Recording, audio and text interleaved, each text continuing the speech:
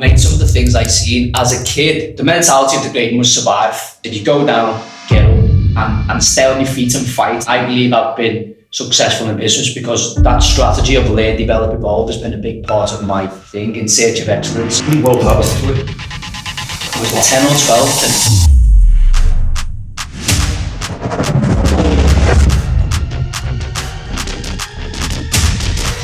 On this episode of the Elite Podcast, I speak to Robbie Hughes, former world kickboxing champion, dentist and entrepreneur. Robbie, how you doing, mate? Good, mate. Long time no see. Good to see you. Thank you for coming down. Glad to find the place, all right? Yeah, just about. So where's your place in town? It's in Liverpool or just outside? Yeah, I'm outside the pub at the airport, so I'm south. Right. So you come down much? Not really, to be honest, mate. Yeah, not a lot. Yeah, it's right. I love this side. Castle Street, it's nice. It is. It's nice down here, but nice summer's day as well. But first of all, nice to catch up with you, mate. I've seen you for how long? 7, 8 years? Yeah. Probably something like that, isn't it? Yeah, I think just before you moved to the Centre, yeah. The last time I see you was just before you moved. Chester. Yeah, bloody hell. So I think I've been here 9 years now. Jeez. Mad, isn't it? Yeah. Crazy. So it's my new home now, definitely. Yeah. My daughter started with a Scouse accent. Head movement, fingers and everything. Then you've got my oldest son Max hasn't yet. But middle son Max hasn't got an accent because he was about 8 when we moved, so he was kept he's a bit of a neutral one. Yeah. But yeah, for today then, mate, if it's all right with you, just want to have a bit of a chat, catch up with you while we're on mics and on filming. Yeah. So I wanted to go back to the start, if that's all right, when you were like a young lad and what it's like growing up in Liverpool and being little Robbie Hughes. Yeah, growing up was great for me. I'm from an area in Liverpool called Waversley, which is, it's just normal working class. Everyone sort of got along in the area, and loads of friends at school, loved me footy, and then as you know, stumbled across martial arts. Yeah. And I was 6. 6, is that all yours? Yeah, and I was 6. Yeah. I had 2 older sisters, so always looking out for me and that. And yeah, it was good. My mum and dad worked very hard. My dad worked shifts. My mum worked 2 jobs. It was, it was nothing to complain about really until I met Alfie. Yeah. So when you first started martial arts, was that at Alfie's place? Was it? Yeah, so that was at Alfie's place. So I lived in Wavertree and Alfie, and like the next sort of district is Toxteth. So it was like 10-15 minute walk away. Alfie's gym. Yeah, Yeah, I used to walk there after school with my mum usually. I think we started off beginners class Tuesday, Thursday, and then just really started taking a like to it. Didn't really get to train with Alfie for a few years after. It was Mark Kelly that was the instructor. Oh, remember good as well. Yeah. Mark was Mark was shit hot. And I think the short one of the brothers, is it? The short one, yeah. Yeah. I think that's where I got a lot of my initial sort of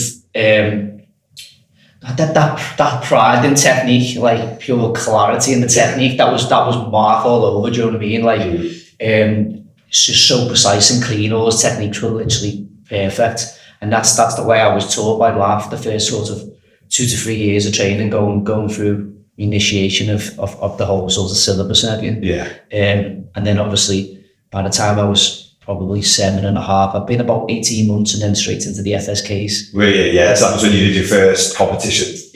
Yeah, straight into How did you get on your first one? First one I lost, my second fight. Yeah. I think what I did, the FSKs came in series of 4, didn't they? So I think I did the December one, which was the last of the series. I lost in my second fight, and then went into the next year, and then I won the Grand Championship that year.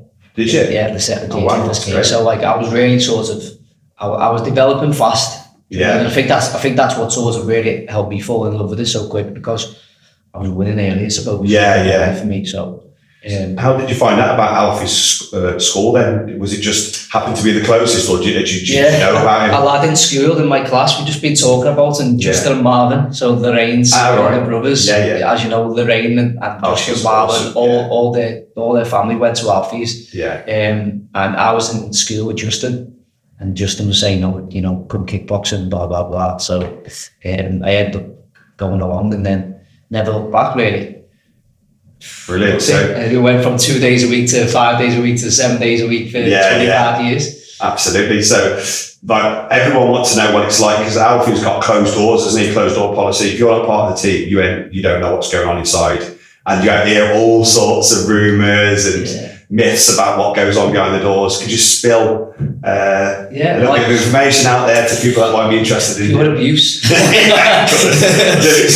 else? I've been disappointed if it wasn't. Mate, like it's funny you say that, because like, you know, I reflect a lot now, like a lot of my personal traits, how I am in life, with the kids, in business, and a lot of those traits come from the way that school was, like Alfie's way. Do you know what I mean? Like you say, closed door policy.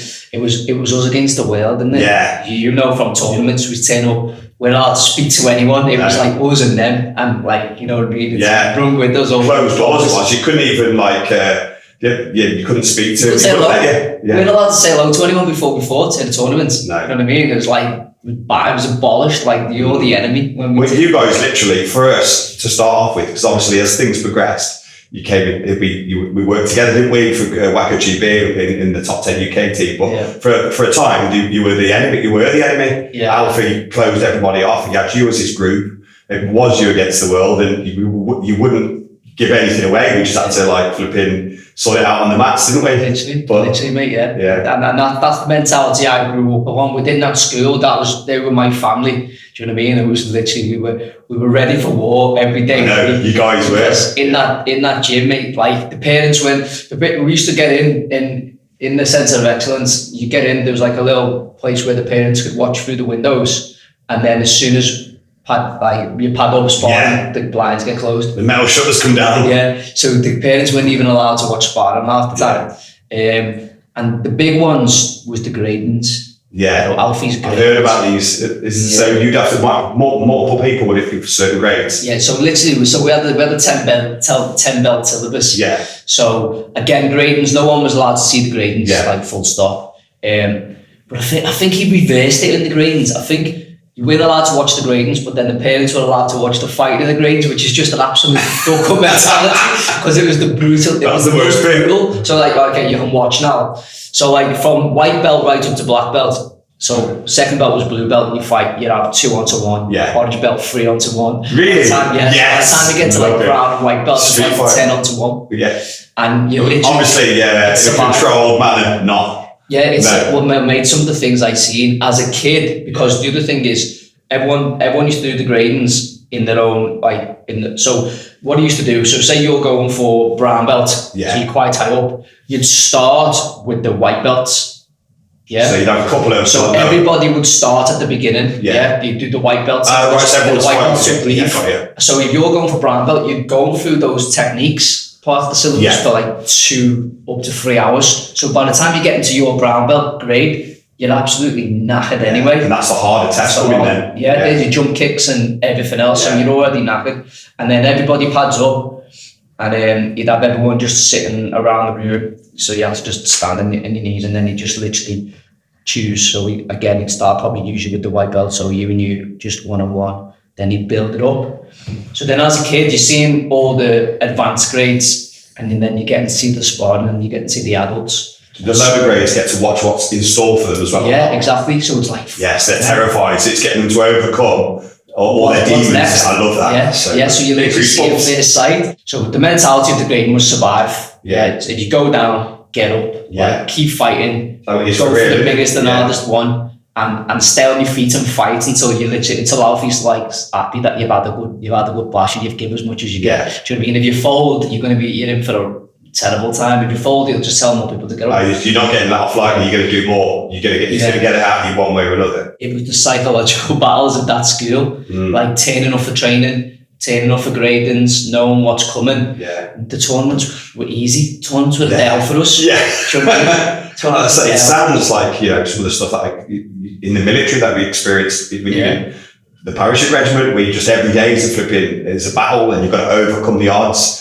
And everything's against you, and you're getting it seems like they're almost like the training team are against you when they're not. What they're trying to do is pull the very best of you out and only get the very top ones to come through. And that's obviously exactly what Alfie's doing. Yeah. It's not an accident, he knows exactly what he's doing. Absolutely. You know what I mean? A master of his craft, because you guys were fucking relentless in the tournaments. And because of the way that you were mysterious as well, and there was danger. If you fight one of your guys, it was, especially if it's a team event, and I used to love it, that was the best bit, especially if you'd come to the finals, and then our team would fight yours inevitably a lot of the times, wouldn't it? And there's a possibility of it going off at any stage, isn't it? One wrong technique, and you can't back down, you can't show any weakness.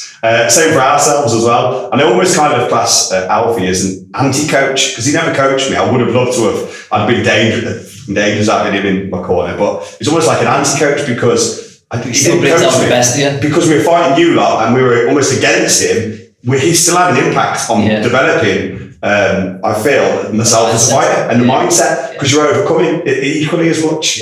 So, Michael said that the other day. The exact same things. Like, whenever, you guys turned up to a tournament, it was like, it's fucking on. Like, it's on, like, you have to be ready. And then, you meet one of yous on the mats, because I used to fight Michael all the time. Your fights that you you just aim for the battle every time. Because that was the way we were that's the way we had to turn up. Yeah. If you didn't, then... You're more scared of the consequences. Yeah, brilliant. Yeah, you and Michael had some amazing fights. Michael Page, for those that are listening that might not know. He's gone on to do all sorts of great stuff in the martial arts now, hasn't he? You're still in contact with him as well? Still in contact with him, still see him time to time. Seen him last week.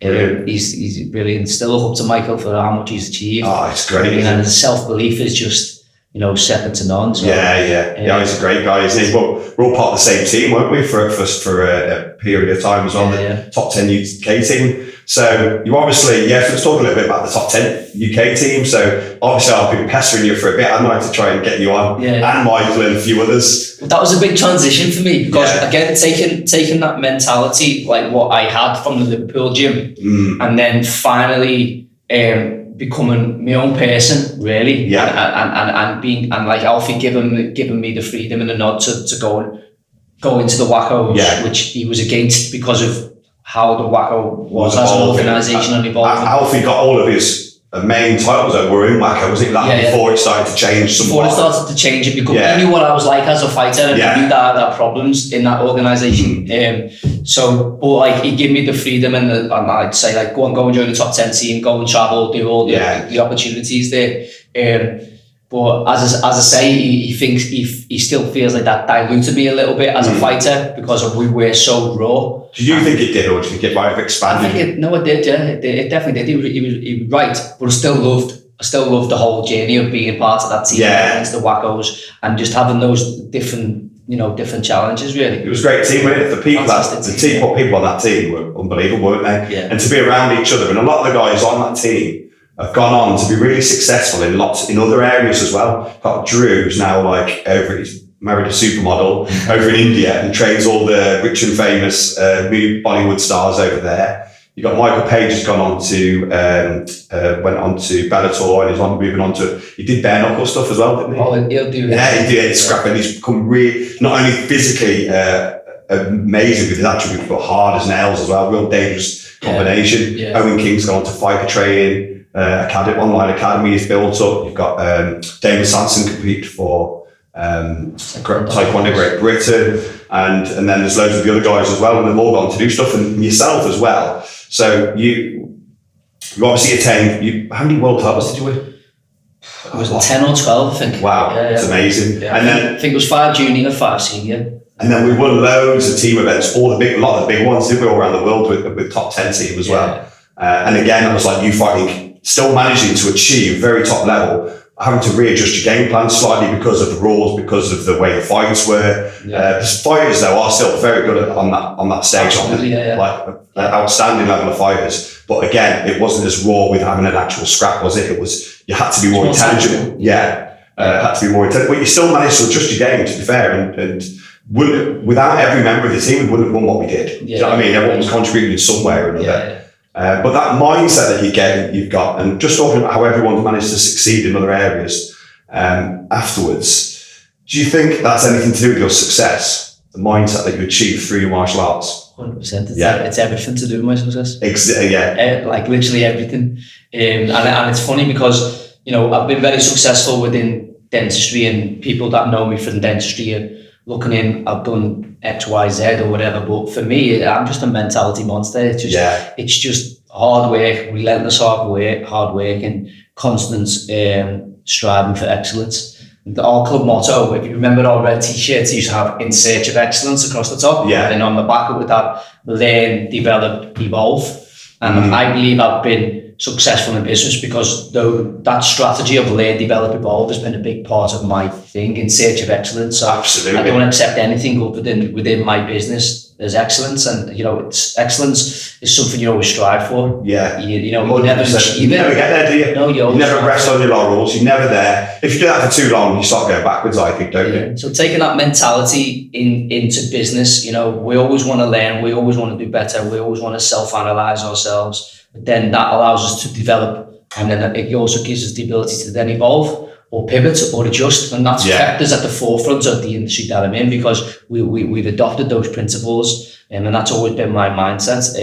Nothing's ever perfect for me. It always needs to be bigger and better. Yeah. And because I'm in an industry which is servicing people, who spend a lot of money, I want people to have the very best, most cutting edge, options that they deserve. That's the only thing that's to justify what I do. Otherwise, I wouldn't do it. And took that mentality to the highest possible level as we can within business. Do you mind expanding and explaining a little bit what it is you do? Because I know you're a dentist, but that doesn't really, people have got ideas, but you're not just a dentist, are you? I know that you service like the rich and famous, literally, don't you? Yeah. Football players, celebrities, influencers. Yeah. So what is it that you do? And it's hard to explain. When people, if someone asks me in the street what you do, my answer is I'm a dentist. I actually feel... a doctor used to say, we need to do somewhere. But for me, I actually feel when I say I'm a dentist, I actually feel I'm much more than that. Yeah. I think myself more of as an entrepreneur or a bit of a trailblazer within the industry, which has happened to choose dentistry. It could have been any industry. That was just the path that I took. Yeah. And I worked hard on building a brand within dentistry, which didn't exist before I created. What's the brand called? It's Dental Excellence. Dental Excellence. Yeah. And what sums up your brand then, would you say? So I would say the 4 pillars of my brand is sort of cutting edge technology, an element of luxury in the experience. Oh wow, yeah. I've been to your place and I've seen some of the stuff. When you say luxury, every part of it's luxury, isn't it? The experience from going in that door, even just sitting in the chairs and the welcoming as you, the reception, that's not accidental, is it? No, that's how you perceive value in it. Yeah. And I think that's very important. No one wants to go to the dentist, and what used to frustrate me some terrible experiences as a kid. It was a perception which was just accepted in an industry. But it's a big shit to go to the dentist. It's shit, yeah. But then in every other walk of life, you wouldn't accept going to a restaurant or going to a hotel or even going into a shopping experience. You wouldn't accept some of the things that dentists or the industry was accepting for themselves, and the reason why was just because it was accepted, so we don't have to do it better, and that used to frustrate me. So I wanted to raise the bar in all elements of the perception. Yeah. People who were perceiving dentistry like it was still the 1950s. When we've got amazing technology, we can create a great experience. It should be pain free. It should be totally customizable, and you should have total control over, from an aesthetic point of view, in the area that I'm in. And it should be a great experience. You should have great rapport with your dentist. It shouldn't be your dentist, some doctor who's thought to tell you to brush your teeth and looking down on you. It should be more informal. And a lollipop and a sticker afterwards. So that's what I wanted to recreate. Yeah. And we did very well in creating that with Dental Excellence, and we still are. As I say, it's the evolution, isn't it? We still are. And now my business is as an entrepreneur is creating a fully vertical business structure within what I've created to have a blueprint which anybody can plug in. And like a franchise or a license. Sort of like a license model, yeah. And it's for new dentists coming out on the scene that don't really know what to do and want a bit of a or existing dentists, existing practices who need growth. So the average dentist just wants to do dentistry. They don't know how to do marketing, they don't know how to create good customer experiences, and the opposite. It's the same with part of business, isn't it? They're good at their trade, but not good at the 80% of the other stuff, which gets the customers in, is the marketing and all that's all the hard work. So we've created almost like an end-to-end solution now, which has never been done before, where dentists can plug in to our model and we'll do all the marketing and provide them with patients. But I wanted to do this for a long time, but we needed a consumer-facing product which is accessible, easy to understand, and that's why we created the Same Day Smile. But that also needs to be Same Day Smile. It's basically like just a well-protocoled workflow, which you got almost guarantees of predictability of the outcomes, which is so important and very doable in dentistry because of the digital tech that we have available. But again, no one adopts. Everyone does it the way we've always done it, type mentality, when there's new, better ways. So I knew I wanted to create a consumer-facing product, but before I could do that, to control how that product reputation has longevity, we had to build an education platform to make sure the dentists are trained right. Yeah, of course. And then a support platform, which is the lab. So I spent the last 4 years building them in order to be able to do the product part. And no one really knew what I was doing. It was just all... You knew what? I knew exactly what I was trying to create. So now we have a full vertical, almost end-to-end solution, which hopefully, like literally now in the coming months, we're starting to plug into as a service into other dental practices. For me, I could have had dental excellence. Like, this is great. This is all singing, all dancing. This is #1 in the country, and it's like, Dr. Robbie. But where's the longevity in that? Where's the legacy in that? So it was almost like, okay, change the game, continue to change the game, and then force everybody else to level up at the same time, and give them solutions to be able to level up. Because the most important person is the person who's sitting in the chair and what they deserve. And that's where I really got my passion now. Just trying to again, search for excellence and pick the whole industry forward and keep driving that cutting edge. Sounds very similar to what I'm doing with martial arts. Because we've got our own successful centres, and then opened a few more, and then we franchised. So we expanded. We got martial arts centres all over the UK, and then I open my training course up, and then I get people from all other places to learn from us, and then we mentor them, and is that a pretty similar model, is it? Very similar. Because you can impact more people then. The more people you can impact in anything in business, the more people you can help, and the better. When you change your mentality to helping people give them back, everything else takes care of itself. Absolutely. Like, people in business sometimes focus too much on the numbers, or like how much profit, or me. Yeah, exactly. It's so selfish. And if you know you're doing something great, offer it to everyone. You know what I mean? And giving back brings more to you in abundance. And that's what I'm finding where all my passion is. So the next few years, I want to continue to do that and grow and build an infrastructure where my systems are supporting many. And if I achieve that, obviously it's going to be fantastic from a business point of view as well, but that it definitely isn't. It's fun as well, isn't it? Isn't it? When you can just keep growing. I think it's the nature of the beast, isn't it? You want to keep pushing and growing, and once you've filled your own place up and you've made it as good as you can, the next evolution is to expand. So is it just the UK, or do you work outside of the UK? Mostly just the UK. We've got a dental practice in Ireland as well. You must be thinking about outside the UK now. I'm already thinking about, we proved this model in the UK. I'm already thinking about international, other territories, and then, some sort of IPO or something for the whole infrastructure. So it can be a global. You look at Invisalign, for example. Everyone knows what Invisalign is as a product, consumer-facing product, but also as a system that dentists rely on. And they've been doing similar model for the last 20 years, where the dentists respect how they're trained and how it's used, and all their investments has been in technology and IP, and that's definitely the way to go. So if we can create a system like Invisalign, but more of a support system for clinics, we've got something really, really, really good, and that's where all my energy is going. Brilliant. And I can see that market is only getting bigger, just because literally everyone's hitting their teeth, aren't they? And we grew a bit behind in the UK because this was happening already 10, 20 years ago in America, wasn't it? Everyone's getting more, conscious about their teeth. British people have a reputation of having terrible teeth over in America, don't they? That's not the case with your customers, is it? Obviously. You still think that way? Yeah, so how did you start then? Because I know obviously we're friends, and I follow you on Instagram, and you've got a big following now, and some of the people that you put on there are very well-known A-list celebrities, and every level in between. That didn't just happen, obviously, overnight. How have you managed to establish a network and now become the kind of go-to place for the rich and famous? Multiple factors, mate. As you know, networks are important. How you network with people. And networks in those high-end level circles. There's different mechanisms of networking, but you've almost got to be the person you want to be before you're that person. Yeah. You know, you want to tap into really sort of high network individuals, or even people who are going to introduce you to these type of people. You need to bring a certain presence about yourself and be respected from the get-go. Yeah. And you know, I've always had that self-confidence and ability to be that person. You really have. I remember even when you were dead young as a teenager, even when you dressed, you would have thousands like really expensive clothes. I thought, how's he affording that?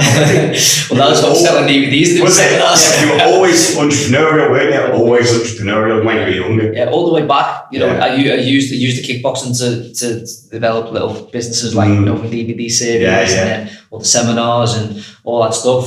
So just being that person first and foremost, building that network and offering something. I always say, you know, if you want to have a good, strong network, and if you could go and pick, you know, the 10 most influential people that you have around you, you've got to be able to sit on that table and they've got to consider you as an equal. 100%. Otherwise, no one's going to help you. And you need to have value as well, don't you? You can't expect to hang around with high value individuals if you're not bringing anything to the table, can you? Because you know what it's like. The higher up the chain you go, the more everyone around you needs to add value. Otherwise, there's no point of like knocking around with who is there. Let's be honest. Exactly. And that's where it starts. If you want that level of respect in those circles, and that you're going to have that level of confidence. You've got to be strategic with it. So that's a big part of it. First and foremost, the service that I deliver and the quality that I deliver, is obviously comes hand in hand with that. You can't blag your way to the top. Just networking way to the top. You got to have a solid product as well. Yeah. You got to be locked down, haven't you, when it comes to the end product, and then that other stuff is important because everybody needs to know about it, don't they? And you need to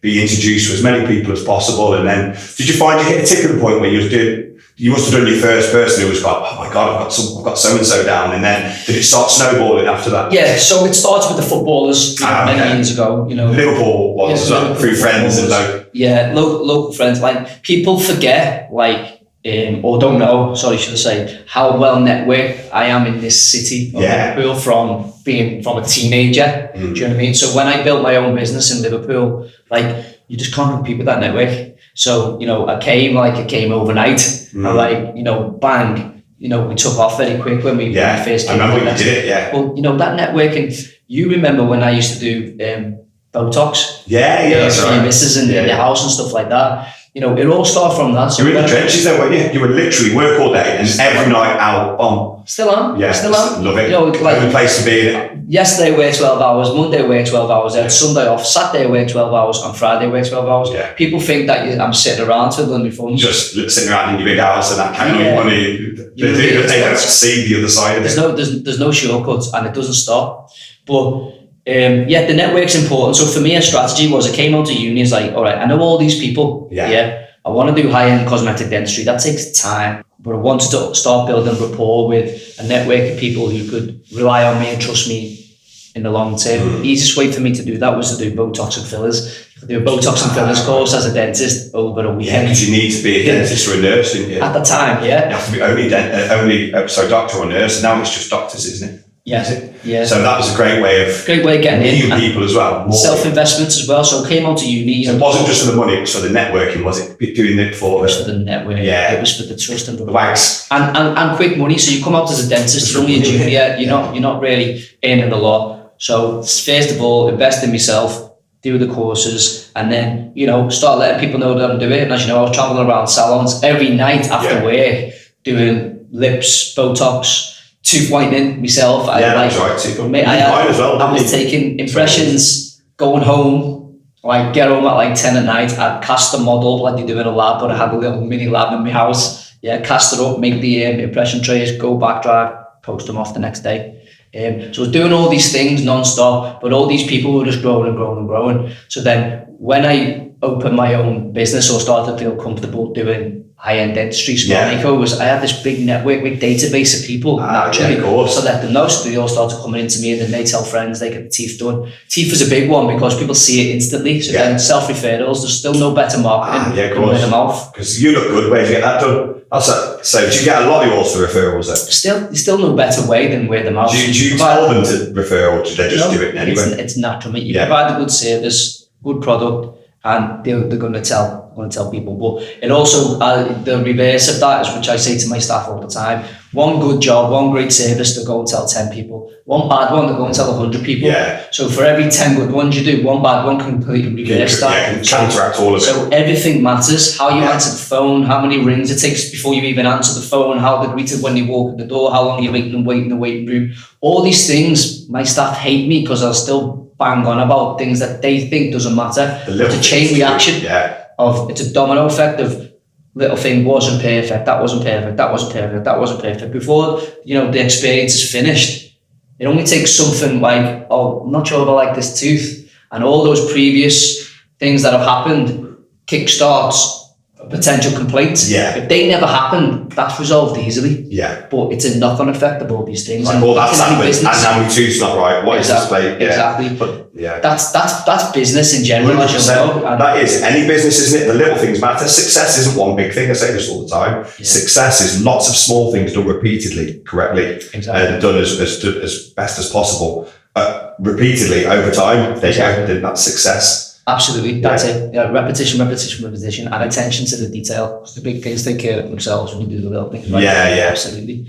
So that really kicked me on in Liverpool. So we came. I opened Dental Excellence in Liverpool 2013, and within 2 years, mate, like we were the only place to go. Yeah. And people were like probably still scratching their heads, like how's this young kid like got all these customers going to, and we've been here for years. But it's because the work I was doing before that, the networking and the service and all the things that I was doing. And I was at the cutting edge dentistry. How did you put yourself at the cutting edge there? I adopted new principles, new concepts, digital dentistry, constant training and development, looking outside the box. I was going to America, Brazil. I was looking at the most high-end, cutting-edge workflows, which the UK gets behind it still is in many ways. Or are you bringing that more forward now, all the stuff that you I'd imagine you're around the cutting edge still, bringing all that stuff in for your customers. Well, it's that learn, develop, evolve. We're still at the development and evolution constantly, and it'll always be that way, which is kept my business sort of at the top of the chain. We're without doubt the most luxurious, cutting-edge, advanced dental centre in the UK, without doubt. Brilliant. And we want to maintain that. Absolutely, that Dental Excellence brand definitely represents that. But now we want to bring the rest of the industry forward by supporting everybody else. That's why I've developed this new structure. After the networking and the growth came probably a bit of a lucky combination. The footballers started coming in. Instagram was just taking off. Hardly work the luckier you become. Exactly. I mean, there's no accent there though, is there? Definitely not. So the footballers combined with Instagram, mass awareness, then people start to know even more, and then it spreads, and then people are coming from all over the country because of that. And then a few lucky touches, like Jurgen's makeover was a big one because so who's that? Jurgen Klopp, when we got his teeth, I think that was 2007. Was that a bit of a game changer for a certain person? Yeah, because he's such a big character. So noticeable what we did. He talked openly about his teeth, like in public, in press conferences. So much just couldn't pay for it. It's natural. So then Google and everything else. People just Google the amount of people that Google Jurgen Klopp's teeth. How many? Did you know? That's was it? Yeah, and then I was doing PR in Germany because of it, Brazil because of the Brazilians. I was on Brazilian TV. Yeah, wow. Crazy little spin-off. So they all just naturally came together. And then that then made more awareness for other footballers, other celebrities, other things, and then just became the go-to guy. But again, you drop the ball in how you service these people. You got to do it once, haven't you? Yeah, that can quickly shift. Mm-hmm. So the concentration's always got to be on how good are we delivering of a service and how good is what we're doing. Is it really the best? Because these people can fly to LA tomorrow if they want to. Do you know what I mean? So we have to be on that level, and that's still a big part of that's the epicenter of my business and always will be. And then it's become more R&D and development to just keep striving, and then back to the network, and then start because of that. You get invited to be in other places and meet new people, and you start climbing up the ladder, don't you? London was a big thing for me, You're there all the time, aren't you, in London, quite often? Yeah, and I had a strategy for London. What was that? Was that to increase your network initially, was it? Yeah. It definitely increased my network. Make London, the strategy for me in London was I wanted to got a lot of interest from London. People don't like to travel outside London, so we want to be accessible in the city and build something there. But you have practice in there as well? We have, yeah. We only run it part-time. It's more about accessibility than anything else. Yeah. Because I'm very I didn't want to just build it and put random people in there for a London clinic because I wanted to make sure that the control of the brand of course. and the systems was there. So we still haven't let that go. London, especially because it's a unique place to be. But then my strategy in London was to make noise, mate. You know, I went there, went to the best places, the best clubs, the best restaurants, spent a bit of money, threw my weight about, and that's how it works in London. You know, it sounds very materialistic, but if you want to be noticed in London and you want to meet, you know, the people with influence, get into those circles, you've got to be like one of them. Yeah, of course. You know what I mean? So I did that for a solid 2 years, and now, you know, I've got a fantastic network in London around London, people like, you know, nightclubs, restaurants. Could you literally make a few calls, get yourself in some of the top places? Anywhere in London. Anywhere once. You know what I mean? But that isn't the reason why. That isn't the reason why I did it. Because the referral process that comes from that, and it takes time. People think that you can meet someone and next minute, you know, you can send them a WhatsApp or do you want to do your teeth? Yeah, it doesn't work. It's more indirect. It's more like that. It's like you need trust and confidence, and then before you know it, 2-3 years, when they're ready in their mind, they know who the go-to person is. Right. So this is long-term network building. Just let it happen organically then at that point. You're not forcing yourself on people. I don't try and sell nothing to no one ever. I'm there. I'm in your place. Thanks for looking after me. Thanks for your great service you're providing. They know what you do. I'm going to pay for the service. Do you know what I mean? Respectable businessman. This is what I do. Blah, blah, blah. That's it. I'm not trying to sell anything. Naturally, when someone talks in a different conversation and they're in that conversation, I know a good dentist. Bam, bam, bam, bam. And then obviously the people you've seen before, Jurgen Klopp, things like that. That people Jurgen Klopp's dentist look. There you go. That's selling it for you then, isn't it? Yeah, that's how it works. So it's knowing those people in concierge services, people like football agents, so many different people that can refer you so much work, and you can't put a price on that. No. And people just really don't understand. That's definitely a good example of speculate to accumulate. You know, people think you might be crazy going in a nightclub and spending whatever or doing this or doing that, but you're going in with the mindset of like 2 or 3 contacts in that one night. It's that little black book. Yeah.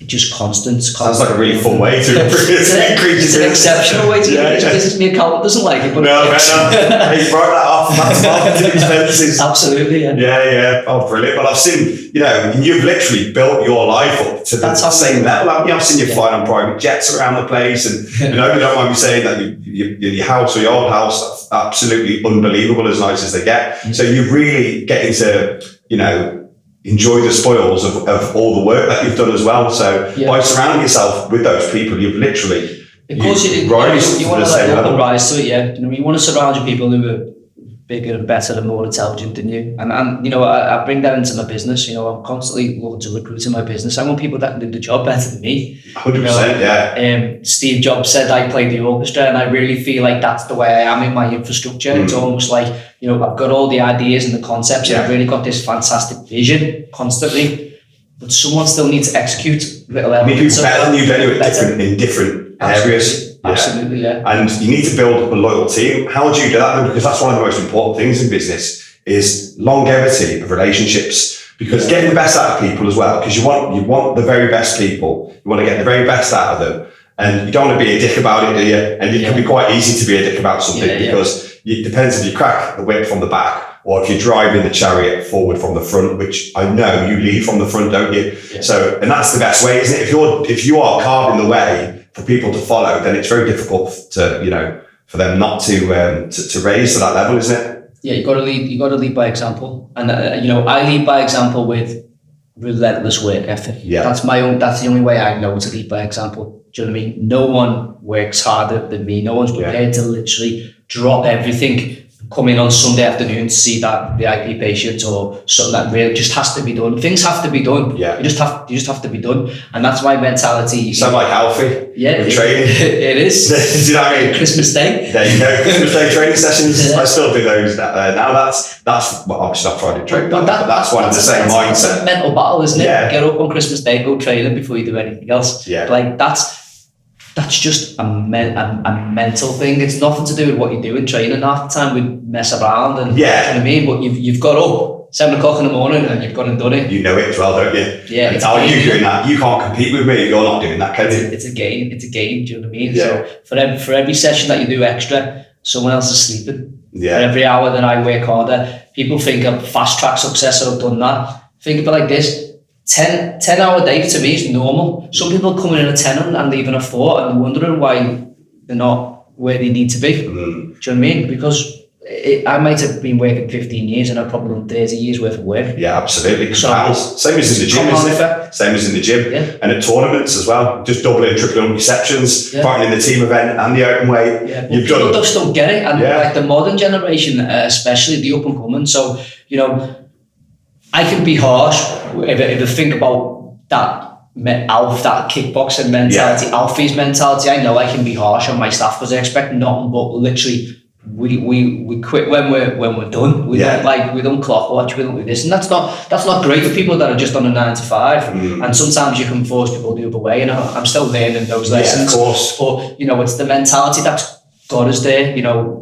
We want to be driving the industry forward, and that comes with just like literally, you know, non-stop sort of pushing in every single way we can, learning, development, working hard, doing all the things that I only know how to do. And you've witnessed as a youngster, many people don't know the person I was before dentistry. You're exactly the same person, but as a dentist. Yeah. There's no difference. You were ferocious in everything you did. And you were my favourite all-time pound-for-pound fighter. I think people that know you, and I'm not just saying that because you're on it, you literally were. Alfie as well was set the mould, didn't he? Yeah. But you especially, because I knew you more, and you were quite a lighter fighter as well, and your technical ability, I thought, I can't do that. I was heavyweight. Let's just watch some of the stuff you did, and I'd think, my God. But you could smash, and all the heavyweights, you'd be flipping, sparking some of them out, wouldn't you? You'd be ferocious, scared of nothing. And that's exactly how you've just continued. You haven't changed in your approach at all. You've just carried on and been exactly the same person within your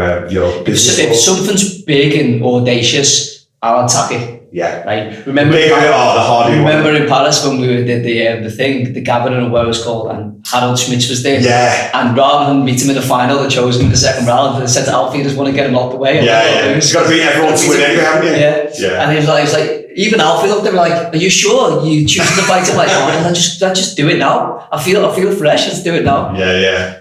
And he was like, what, 6'5"? Oh my God, and probably one of the best left leg kickers I've ever seen in my life. Yeah. Do you know what I mean? And he could stretch the whole flipping. But my mentality was, you know, I fight my way to the final and come second to him in the final. I've still lost. Yeah, my man. If I beat him in the second round while I'm fresh, then that's the big win out the way. It's one way or the other. I lost the fight. That's a champion mindset though. Doesn't mean you win every battle as a champion. People don't realise that, do they?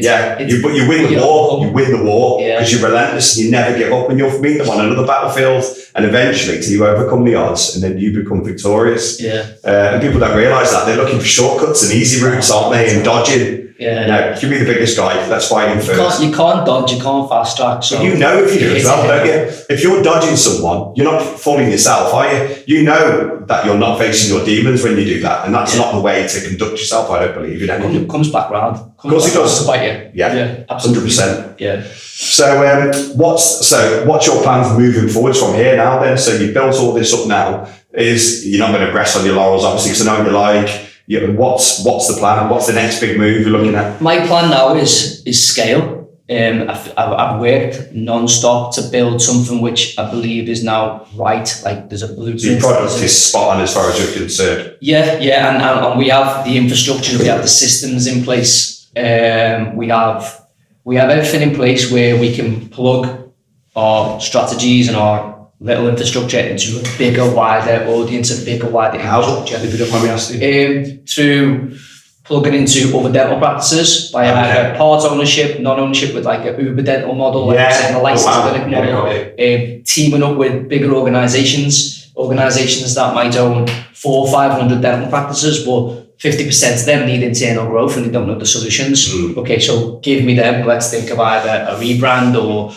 and then go again. So it's all that initial growth. Isn't it, at that point? Leverage is huge. Yeah. So being able to do those things and find scale within dentistry, which has never been done before. Dentistry was always, he's a good dentist, his hands are good, he's a crap dentist. We've created systems where everyone can deliver to the same standard. So trying to standardize dentistry through protocols and then online systems and quality control mechanisms through the lab, which I've now built the cash burn's been crazy, but we've built it. I wanted to put all the risks on my side. I've built something now which is definitely ready for scale, that someone can plug into bigger organisations and bigger infrastructures, and hopefully over the next 10 years it can be in an international sort of way. So how's family?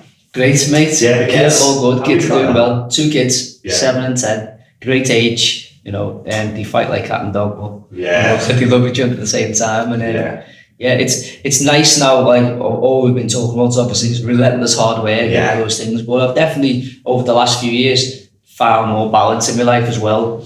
Comes afterwards, so doesn't it? You can't get balance on the way up. I always say this: you can counterbalance, so you submerge yourself in one thing, and then then I'll go away with a holiday with the family, to phone off, be submerged with them. Yeah. But you can get balance once you've achieved success, can't you? Is that what you say? You can't get to now. It's still, the balance is there. It's just prioritising time with them, but the work doesn't stop. I'm just trying to find ways. Like for example, I'm just literally on my way here, just had a call with my head of marketing. We're just setting a 2024 calendar, and I basically I set my calendar out where every second weekend I'm with my kids. Yeah. So the whole calendar is worked around them. Perfect. So if you class me weekend as with my kids, not a weekend off, let's just say. Yeah. I actually have no weekends off. Yeah. I may have 2 to myself. But the whole yearly calendar for what we're doing is for having got training and all that stuff is putting every second weekend across. But there are things again that people don't realise. I don't have a weekend off other than obviously the weekend that I dedicate to my family, to my kids. But they're doing great, and they've just started. You just down non-stop for the whole thing then? Do you make sure then for switch off them for those 2 days and then go again? If you've got them and it's not, I think with parenting as well,